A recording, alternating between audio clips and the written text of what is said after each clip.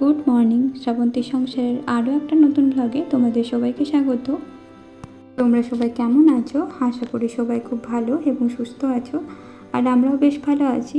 আর তোমাদের ভিডিওগুলো কেমন লাগছে তোমরা কিন্তু অবশ্যই কমেন্টের মাধ্যমে জানিও, তাহলে কিন্তু আমি আরও উৎসাহিত হব আর নতুন নতুন ভিডিও তোমাদের সাথে শেয়ার করতে পারবো। যাই হোক, আজকের ভিডিওটা এখান থেকে শুরু করছি তোমাদের সাথে নিয়ে। যদিও প্রত্যেক দিনের মধ্যে নতুনত্ব বেশি কিছু থাকে না, যেহেতু একটা হাউসওয়াইফের লাইফ, তাই কিন্তু নতুনত্ব কিছু থাকে না সব সময়। ওই প্রত্যেক দিনের একই রকম রুটিন।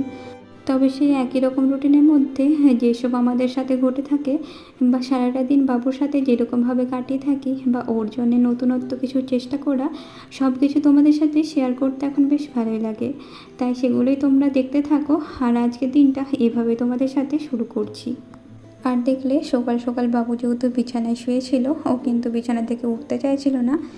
সকাল থেকে যেহেতু নিজের গাড়ি নিয়ে পড়ে থাকে আর তাড়াতাড়ি ঘুম থেকে উঠতে চায় না, তাই ওকে না উঠিয়ে আগে আমি আমার কাজগুলো করে নিয়েছিলাম। আর তারপর সবার আগে কিন্তু নাইটি ছেড়ে ঠাকুরকে আগে ধূপ দেখিয়ে নিই। তারপরে কাল থেকে রাত্রে যে জামা কাপড়গুলো কেচে রাখা ছিল সেগুলো আগে মেলে নিতে চলে গেছিলাম, কারণ যখন আমি সময় পাবো ততক্ষণে হয়তো এই জামা কাপড়গুলো শুকিয়ে যাবে, তাই আগে সেগুলোই মেলে নিয়েছিলাম। এরপর বাবুকে ব্রাশ করিয়ে আমি চলে গেছিলাম আমার রান্নাঘরে কাজগুলো করে নিতে। তো সবার আগে রান্নাঘরটা ভালোভাবে পরিষ্কার করে নিই। আর যেহেতু দেখলাম খাবার খাওয়ার এখন সময় হয়নি, আজ একটু সকাল সকাল ওঠা হয়েছে, বাবুরও একটু বেশি খিদে পায়নি, ও কিন্তু এখন খেলা নিয়ে ব্যস্ত আছে, তাই ভালোভাবে আগে রান্নাঘরটা মুছে নিয়েছিলাম। তারপর বাবুকে ড্রাই ফ্রুটস খাওয়ানোর জন্য চলে গেছিলাম। যেহেতু একসাথে ঘুম থেকে উঠেছে, তাই কিন্তু আলাদা করে আজ আমার কোনো কিছুই করা হয়নি, মানে আমার আলাদা করে ড্রাই ফ্রুটস খাওয়া এখনও পর্যন্ত হয়ে ওঠেনি। তাই সবার আগে বাবুর সমস্ত কিছু কাজ করে আর রুমের যে কাজগুলো ছিল সেগুলি করে নিয়ে বাবুকে ড্রাই ফ্রুটসটা খাইনি। মানে ড্রাই ফ্রুটস বলতে বাবুকে কিন্তু কিশমিশ আর আমন্ডটা দিই এখন। তো কিশমিশ ভেজানো জলটা আর আমন্ডটা ওকে খাইয়ে নিতে চলে গেছিলাম। এরপর ওটা খাওয়ার পর 30 মিনিট অ্যাটলিস্ট অপেক্ষা করি, তারপর কিন্তু ব্রেকফাস্টটা দিই। তাই ওকে আগে ওটা খাইনি, যার ফলে কিছুক্ষণ গ্যাপটাও পড়বে আর ঠিক টাইমে ওর খিদেটাও পাবে।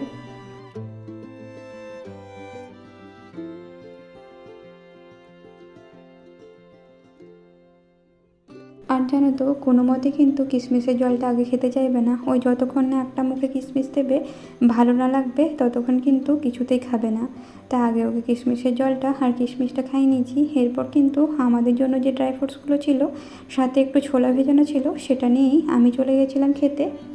বাবুকে যেহেতু এই সমস্ত কিছু ড্রাই ফ্রুটসগুলো এখন দিই না, ওই শুধু কাজু আর আমন্ডটা দিই, সেই জন্য কিন্তু আলাদা করে ভিজিয়ে নিয়েছিলাম।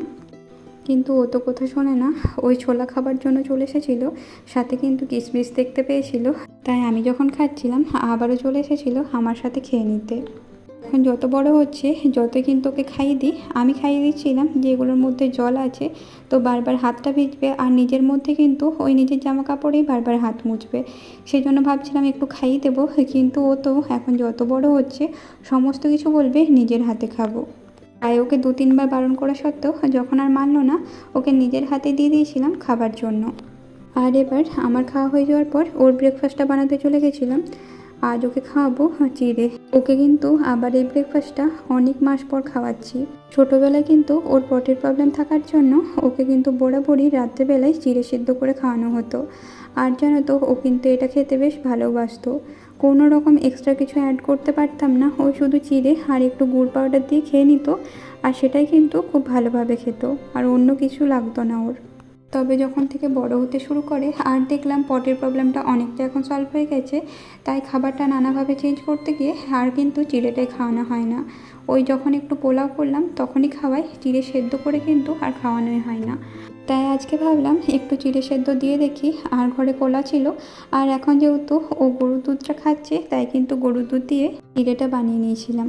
আসলে চট করে ও এখন চিড়েটা খেতে ভালোবাসে না, মানে এইভাবে খেতেও ভালোবাসে না, তাই কিন্তু এখন আর এটা খাওয়াই না। ওই আবার দেখছিলাম পটির প্রবলেম হচ্ছিল, মানে দুদিন ধরে হয়তো খাবার একটু অনিয়ম হয়েছে বলে, পটিটার একটু প্রবলেম হয়েছিল বলেই আবার এই খাবারটা ওকে দিয়েছিলাম। খুব সামান্যই পরিমাণে করেছিলাম, প্রথমে ভাবছিলাম খাবে কি না, তবে কিন্তু বেশ ভালোভাবে খেয়ে নিয়েছিল। আর ওকে খাওয়াতে গেলে তো নানা রকম গল্প করতেই হয়, তো সেরকম গল্প করে কিন্তু ভালোই খেয়ে নিয়েছে। চলো, ওকে ব্রেকফাস্ট করানো হয়ে গেছে, সাথে কিন্তু আমরাও ব্রেকফাস্ট করে নিয়েছিলাম। আর ব্রেকফাস্ট করার পর মনে পড়লো অনেক দিন ধরে কিন্তু দুধের সরটা জমা হয়ে গেছে, পুরো বাটিটাই ভর্তি হয়ে গেছে, আর রাখা যাচ্ছিল না, এবার অন্য বাটিতে তুলতে হয়েছে। তো এই জন্য যেই বাটিটা ভর্তি হয়েছে সেটারই ঘি করে নেব। দুধের যে সরটা ছিল সেটা চপারের মধ্যে দিয়ে দিয়েছি। আর যেহেতু ঠান্ডা জল লাগবে, ফ্রিজে তো জল রাখা হয় না, এই জন্য নর্মাল জলের মধ্যে বরফ দিয়ে সেটা ঠান্ডা করে নিয়েছিলাম।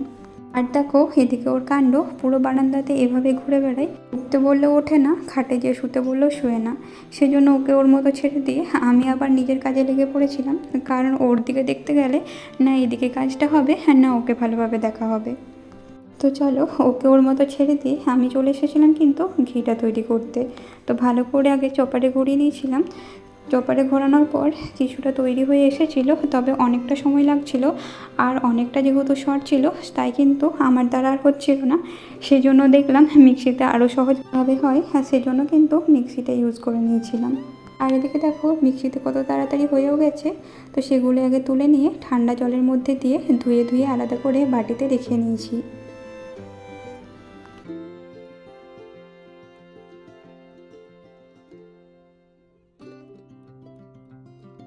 অনেকটাই তো হয়েছে, এবার দেখা যাক ঘিটা কীরকম হয়।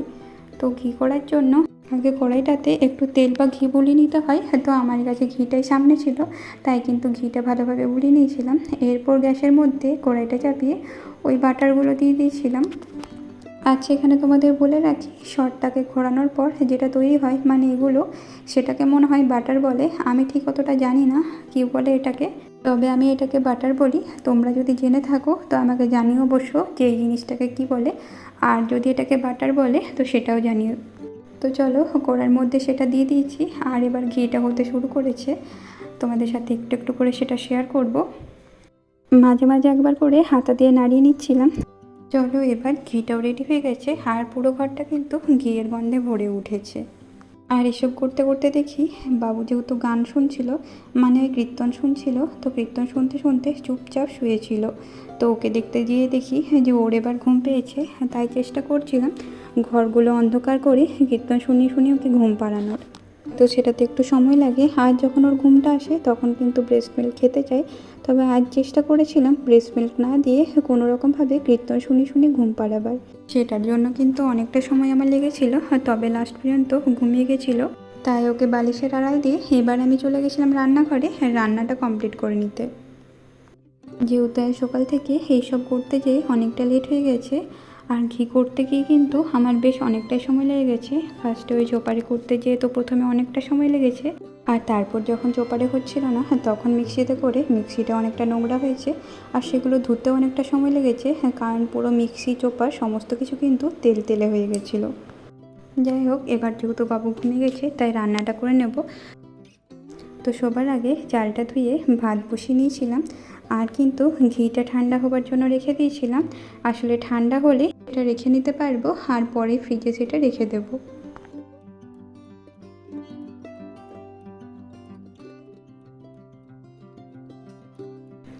তো দেখো এদিকে ঘিটা ঠান্ডা হয়ে গেছে, আর অনেকটা কিন্তু ঘি হয়েছে, প্রায় ওই 100 গ্রামের মতো ঘি হয়েছিল। তো সেটাই আগে ভালো করে ছেঁকে নিয়ে ঘিটা রেখে নিয়েছিলাম। আর যে ঘিয়ের দাঁড়াগুলো থাকে, মানে কড়াই যেটা পড়ে রইলো, সেটা দিয়ে আমি কি করি সেটা তোমরা এবার ভিডিওর মাধ্যমে দেখতে পাবে। তো চলো আজকে দেখাই সেটাই কি করি। তো এবার রান্না করার জন্য সবজিগুলো কেটে নিয়েছিলাম। তো আজ রান্না করব ঝিঙে আলু আর একটু বেসন বড়া দিয়ে ঝোল, আর আলু পেঁপে সেদ্ধ করে সেটার একটু ভর্তা করে নিয়েছিলাম। কারণ ওই যে বললাম বাবুর একটু পেটের সমস্যা হয়েছে, সেজন্য কিন্তু আলু পেঁপে সেদ্ধ করেছিলাম। পেঁপে তো পেটের পক্ষে খুবই ভালো, আর বাচ্চাদের জন্য খুব হেলদি, সেজন্য কিন্তু আলু পেঁপে সেদ্ধ করে নিয়েছিলাম। আর তোমাদের বললাম না বেঁচে থাকা ঘিয়ের অংশগুলো, আর ঘিটা দিয়ে আমি কি করি, মানে কড়াইটা একেবারে ধুয়ে দিই না, সেই ঘিটা দিয়ে কিন্তু আজ আমি রান্নাটা করে নিয়েছিলাম। এইভাবে কিন্তু সবজিতে দিয়ে আমি এই ঘিয়ের শেষটা ইউজ করে দিই। যাই হোক, আজকের ভিডিওটা এই পর্যন্তই। তোমাদের ভালো লাগলে লাইক, কমেন্ট, শেয়ার এবং সাবস্ক্রাইব করে পাশে থাকবে। টাটা।